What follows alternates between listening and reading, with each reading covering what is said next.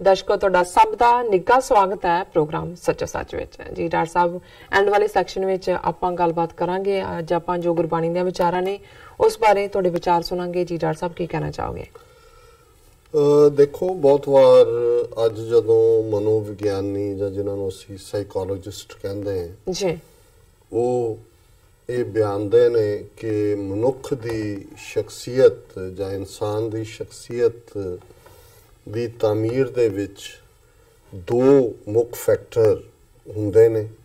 ਇੱਕ ਤਾਂ ਤੁਹਾਡੀ ਵਿਰਾਸਤ ਜੀ ਜਿਸ ਨੂੰ ਅਸੀਂ ਜੈਨੇਟਿਕਸ ਨਾਲ ਵੀ ਜੋੜਦੇ ਹਾਂ, ਜੀਨਸ ਜਿਹੜੇ ਤੁਹਾਡੇ ਬਜ਼ੁਰਗ ਔਰ ਉਹ ਬਜ਼ੁਰਗ ਕੋਈ ਇੱਕ ਪੀੜ੍ਹੀ ਦੋ ਪੀੜ੍ਹੀ ਚਾਰ ਪੀੜ੍ਹੀ ਨਹੀਂ ਹਜ਼ਾਰਾਂ ਪੀੜ੍ਹੀਆਂ ਤੋਂ ਜਾਂ ਇਉਂ ਕਹੋ ਵੀ ਬਾਬਾ ਆਦਮ ਦੇ ਜ਼ਮਾਨੇ ਤੋਂ ਲੈ ਕੇ ਜਿਹੜਾ ਤੁਹਾਡਾ ਚੱਲ ਰਿਹਾ ਜੈਨੇਟਿਕ ਕੋਡ ਜਿਸ ਵੀ ਖਾਨਦਾਨ ਜਾਂ जिस खिते ਜਾਂ जिस नस्ल ਦੇ ਨਾਲ ਤੁਹਾਡਾ ਸੰਬੰਧ ਹੈ ਜੀ ਕਿ ਇੱਕ ਵੱਡਾ ਫੈਕਟਰ ਇਹ ਹੁੰਦਾ ਹੈ ਵੀ ਬਹੁਤ ਸਾਰੀਆਂ ਬਿਮਾਰੀਆਂ ਵੀ ਅਸੀਂ ਕੈਰੀ ਕਰਦੇ ਹਾਂ। ਬਹੁਤ ਸਾਰੇ ਸਾਡਾ ਕੱਦ ਕੀ ਹੋਏਗਾ, ਵਾਲਾਂ ਦਾ ਰੰਗ ਕੀ ਹੋਏਗਾ, ਅੱਖਾਂ ਦਾ ਰੰਗ ਕੀ ਹੋਏਗਾ, ਉਮਰ ਕਿੰਨੀ ਹੋਏਗੀ, ਵਾਲ ਕਦੋਂ ਚਿੱਟੇ ਹੋਣਗੇ, ਜੀ ਇਹ ਬਹੁਤ ਸਾਰਾ ਜਿਹੜਾ ਹੈ ਉਹਦੇ ਨਾਲ ਜੁੜਿਆ ਹੋਇਆ ਹੁੰਦਾ।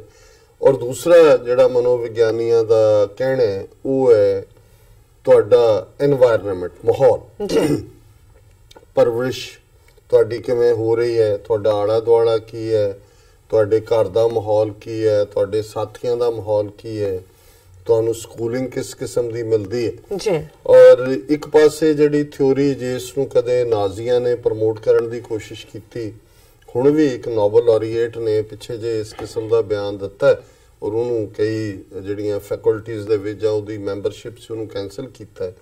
ਅਜੇ ਵੀ ਇੱਕ ਜਿਹੜਾ ਡਾਈ ਹਾਰਡ ਥਾਟ ਨਸਲਵਾਦ 'ਚ ਯਕੀਨ ਰੱਖਣ ਵਾਲਾ ਹੈ ਉਹ ਇਹ ਮੰਨਦਾ ਹੈ ਕਿ ਵੀ ਜਿਹੜਾ ਵਾਈਟ ਮੈਨ ਹੈ ਉਸ ਦਾ ਜਿਹੜਾ ਜੈਨੇਟਿਕ ਹੈ ਸਾਰਾ ਉਹ ਮੋਰ ਸੁਪੀਰੀਅਰ ਹੈ। ਔਰ ਲੇਕਿਨ ਜਿਹੜੀ ਐਵਰੇਜ ਰਿਸਰਚ ਜਿਹੜੀ ਕਿ ਲੰਬਾ ਵਕਤ ਇਸ ਗੱਲ ਵੱਲ ਪੁਆਇੰਟ ਆਊਟ ਕਰਦੀ ਹੈ ਕਿ ਬਹੁਤ ਸਾਰੇ ਜਿਹੜੇ ਵਿਦਿਆਰਥੀ ਵੀ ਹੁੰਦੇ ਨੇ ਉਹ ਇੱਕੋ ਪੁਆਇੰਟ ਤੇ ਹੀ ਹੁੰਦੇ ਨੇ, ਬਾਕੀ ਮਾਹੌਲ ਹੁੰਦਾ ਹੈ ਕਿ ਉਹ ਉਹਨਾਂ ਨੂੰ ਕਿਸ ਪਾਸੇ ਲੈ ਕੇ ਜਾਂਦਾ। ਇਹ ਮੈਂ ਦੁਨਿਆਵੀ ਪੱਖ ਤੋਂ ਗੱਲ ਕਰ ਰਿਹਾ।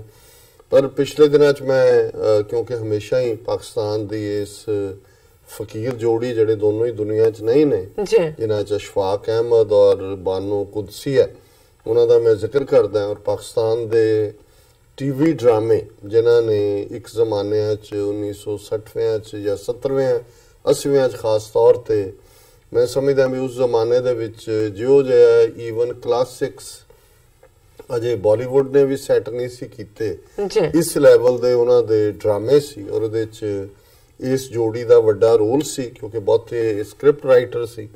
ਔਰ ਇੱਕ ਉਹਨਾਂ ਦਾ ਜਿਹੜੀ ਸੀਰੀਜ਼ ਬੜੀ ਪਪੂਲਰ ਹੋਈ ਉਹਨਾਂ ਜ਼ਮਾਨਿਆਂ 'ਚ ਇੱਕ ਮੁਹੱਬਤ 100 ਅਫਸਾਨੇ ਸੋ ਆਲਮੋਸਟ 100 ਅਫਸਾਨਿਆਂ ਤੇ ਬੇਸਡ ਇਹ ਸੀ ਕਿ ਵੀ ਜਿਹੜੀ ਮੁਹੱਬਤ ਹੈ ਪਿਆਰ ਹੈ ਉਹ ਕਿੰਨੀ ਪਾਵਰਫੁਲ ਐਂਟੀਟੀ ਹੈ ਔਰ ਕਿਵੇਂ ਪਰਸਨੈਲਿਟੀ ਨੂੰ ਸ਼ੇਪ ਕਰਨ ਦੇ ਵਿੱਚ ਇਹਨਾਂ ਦੋ ਫੈਕਟਰਸ ਤੋਂ ਇਲਾਵਾ ਤੀਸਰਾ ਫੈਕਟਰ ਜਿਹੜਾ ਮੁਹੱਬਤ ਹੈ ਉਸ ਦਾ ਕਿੰਨਾ ਵੱਡਾ ਰੋਲ ਹੁੰਦਾ ਹੈ। ਔਰ ਇਸ ਬਾਰੇ ਜਦੋਂ ਉਹਨਾਂ ਦੇ ਮੈਂ ਥਾਟ ਹੋਰ ਵੀ ਡਿਫਰੈਂਟ ਥਾਵਾਂ ਤੋਂ ਅਸ਼ਫਾਕ ਸਾਹਿਬ ਦੇ ਦੇਖਦਾ ਤੇ ਉਹਨਾਂ ਦਾ ਇਹ ਕਹਿਣਾ ਸੀ ਵੀ ਗੱਲ ਇਹ ਨਹੀਂ ਹੈ ਵੀ ਤੁਹਾਨੂੰ ਕੌਣ ਕਿੰਨੀ ਮੁਹੱਬਤ ਕਰਦਾ। ਉਹਨਾਂ ਨੇ ਕਿਹਾ ਵੀ ਜਿਵੇਂ ਮਾਂ ਹੈ, ਜੇ ਮਾਂ ਤੁਹਾਨੂੰ ਬਹੁਤ ਮੁਹੱਬਤ ਕਰਦੀ ਹੈ ਤੇ ਇਸ ਦਾ ਮਤਲਬ ਇਹ ਨਹੀਂ ਵੀ ਤੁਹਾਡੀ ਪਰਸਨੈਲਿਟੀ ਬਦਲੇਗੀ, ਉਹਦੇ 'ਚ ਤੁਹਾਡੇ ਵਿਗੜਨ ਦੇ ਚਾਂਸ ਜ਼ਿਆਦਾ ਨੇ ਕਿਉਂਕਿ ਲੇਕਿਨ ਤੁਸੀਂ ਕਿੰਨੀ ਮਾਂ ਨੂੰ ਮੁਹੱਬਤ ਕਰਦੇ ਹੋ ਉਹ ਤੁਹਾਡੀ ਪਰਸਨੈਲਿਟੀ ਨੂੰ ਇੰਪੈਕਟ ਕਰਦੀ ਹੈ ਕਿਉਂਕਿ ਉਹ ਤੁਹਾਨੂੰ ਸ਼ੇਪ ਕਰਦੀ ਹੈ ਕਿ ਵੀ ਤੁਸੀਂ ਕਿਸ ਕਦਰ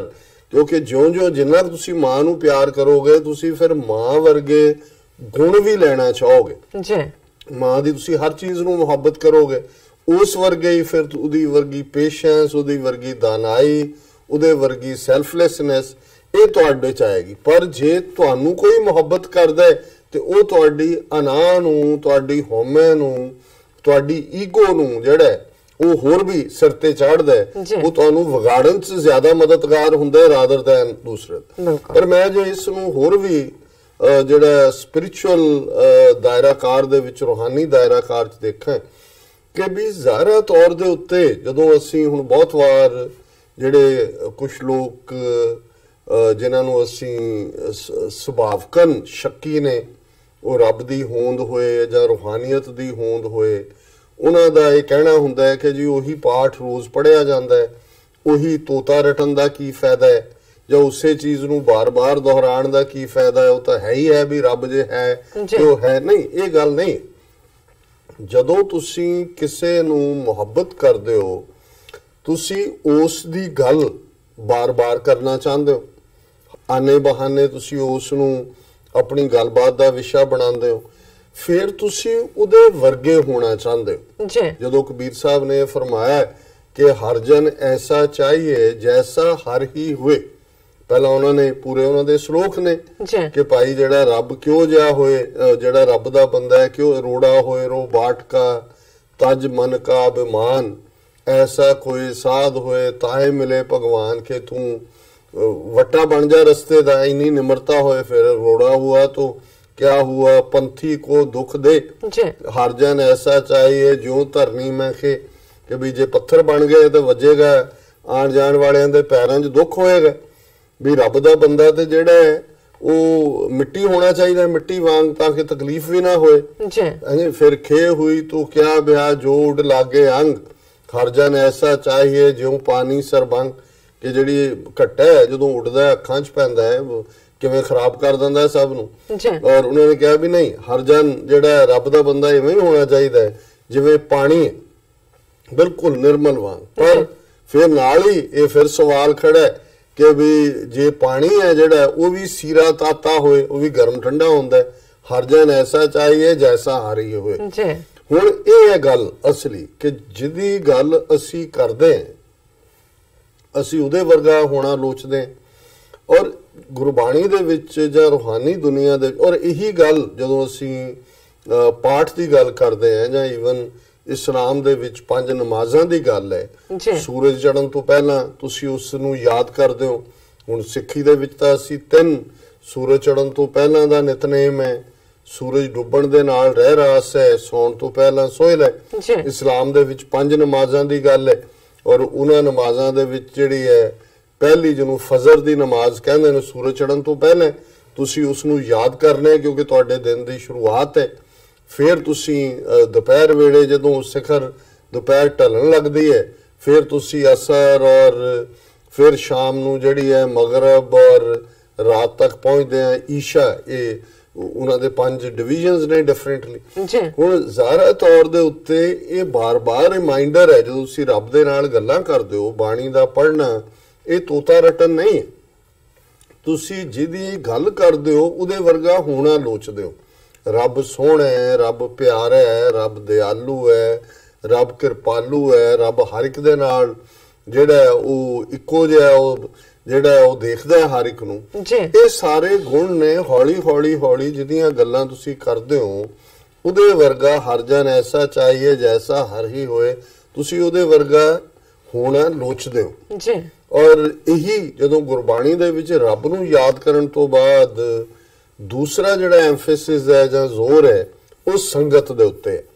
ਤੁਸੀਂ ਕਿਸ ਕਿਸਮ ਦੇ ਪਾਠ ਤੇ ਰਹਿੰਦੇ ਹੋ। ਹਾਲਾਂ ਮੈਂ ਕੱਲ ਦੇਖ ਰਿਹਾ ਸੀ ਇੱਕ ਥਾਟ ਫॉर ਡੇ ਦੇ ਵਿੱਚ ਸੀ ਕਿ ਵੀ ਜਿਹੜਾ ਬੰਦਾ ਐਂਗਰ ਦੇ ਵਿੱਚ ਰਹਿੰਦਾ ਹੈ, ਗੁੱਸੇ ਦੇ ਵਿੱਚ ਰਹਿੰਦਾ ਹੈ, ਇਹ ਤਾਂ ਮੈਨੂੰ ਸੀ ਕਿ ਵੀ ਮੁੱਠੀ ਕ੍ਰੋਧ ਚੰਡਾਲ, ਗੁਰੂ ਸਾਹਿਬ ਨੇ ਗੁੱਸੇ ਨੂੰ ਚੰਡਾਲ ਕਿਹਾ, ਪਰ ਉਸ ਗੁਰਬਾਣੀ ਦੇ ਤੁਕ ਦੇ ਵਿੱਚ ਸੀ ਕਿ ਵੀ ਗੁੱਸੇ ਵਾਲੇ ਦੇ ਨੇੜੇ ਵੀ ਨਾ ਰਹੋ ਕਿਉਂਕਿ ਉਹ ਜਿਹੜਾ ਚੰਡਾਲ ਹੈ ਉਹ ਤੁਹਾਨੂੰ ਵੀ ਪ੍ਰਭਾਵਿਤ ਕਰਦਾ ਹੈ। ਸੋ ਜ਼ਾਹਰ ਹੈ। ਔਰ ਇਸੇ ਤਰ੍ਹਾਂ ਸਾਕਤ ਸੰਗ ਨਾ ਕੀਚੀਐ ਦੂਰੇ ਜਾਈਐ ਭਾਗ, ਕਿ ਜਿਹੜੇ ਸ਼ਕਤੀ ਦੀ ਰੱਬ ਨੂੰ ਛੱਡ ਕੇ ਪੈਸੇ ਦੀ ਪੂਜਾ ਕਰਨ ਵਾਲੇ ਨੇ ਉਹਨਾਂ ਦੇ ਨੇੜੇ ਵੀ ਨਾ ਰਹੋ।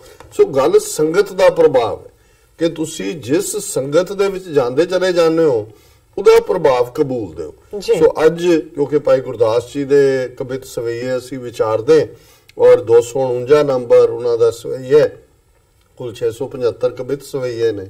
ਇਹਦੇ 'ਚ ਸੰਗਤ ਦੀ ਗੱਲ ਹੀ ਹੈ ਕਿ ਕਿਹਦੇ ਸੰਗ। ਹੁਣ ਇੱਕ ਫੇਥ ਹੈ ਪੋਲੀਟੀਕਲ ਦੁਨੀਆ ਜਾਂ ਫਿਲਾਸਫੀ ਦੀ ਦੁਨੀਆ 'ਚ ਕਿ ਇੱਕ ਪਾਰਸ ਧਾਤੂ ਹੁੰਦੀ ਹੈ ਇੱਕ, ਔਰ ਜਿਹੜੀ ਚੀਜ਼ ਪਾਰਸ ਦੇ ਨਾਲ ਛੋ ਜਾਂਦੀ ਹੈ ਉਹ ਸੋਨਾ ਬਣ ਜਾਂਦੀ ਹੈ।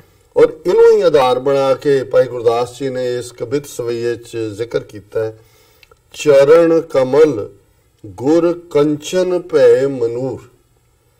ਕਿ ਗੁਰੂ ਦੇ ਕਮਲ ਵਰਗੇ ਚਰਨ, ਗੁਰੂ ਦਾ ਸ਼ਬਦ, ਗੁਰੂ ਦੀ ਯਾਦ ਦਹਾਨੀ, ਗੁਰੂ ਦੀ ਇਬਾਦਤ ਇਵੇਂ ਤਬਦੀਲੀ ਕਰਦੀ ਹੈ ਜਿਉਂ ਕੰਚਨ ਭੈ ਮਨੂਰ ਹੁੰਦਾ ਹੈ, ਲੋਹੇ ਦਾ ਟੁਕੜਾ, ਰਫ ਜਿਹਾ ਲੋਹਾ, ਜਿਵੇਂ ਲੋਹਾ ਉਹਦੇ ਨਾਲ ਲੱਗ ਜਾਏ ਪਾਰਸ ਦੇ ਤੇ ਉਹ ਕੰਚਨ ਬਣ ਜਾਂਦਾ ਹੈ।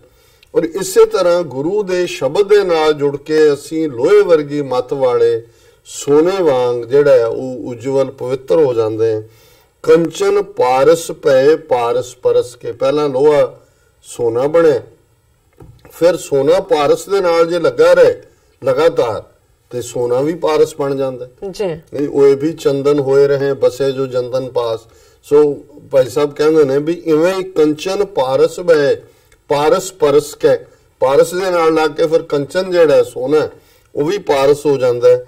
22 ਭੈ ਹੰਸ, ਹੰਸ ਤੇ ਪਰਮ ਹੰਸ, ਚਰਨ ਕਮਲ ਚਰਨਾਮ੍ਰਿਤ ਸੁਰਸ ਕੇ।